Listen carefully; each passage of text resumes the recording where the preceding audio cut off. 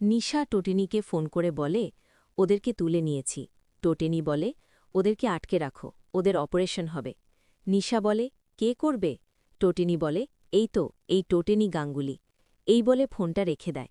এরপর সিদ্ধার্থ নামে একজন টোটিনির সাথে দেখা করতে আসলে ওয়ার্ড বয় টোটিনির সাথে সিদ্ধার্থকে দেখা করতে না দিলে সিদ্ধার্থ বন্দুক দেখিয়ে ভয় দেখায় আর কানের কাছে গিয়ে কিছু একটা বলে।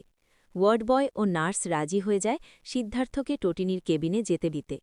তারপর সিদ্ধার্থ টোটিনিকে একটা স্যুটকেস দিয়ে বলে, এর মধ্যে সব আছে, রেডি হয়ে নাও। এরপর পিকু ফোন করে টোটিনিকে বলে, মাম্মি, আমি তোমাদের খুব মিস করছি।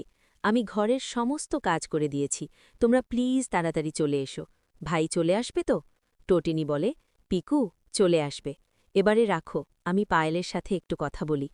তারপর টোটিনি পরশুরামকে ফোন করে বলে, মেয়েটা বাড়িতে একা সমস্ত কাজ করছে, ও যদি গ্যাস চালিয়ে খাবার গরম করে, তুমি তাড়াতাড়ি বাড়িতে যাও।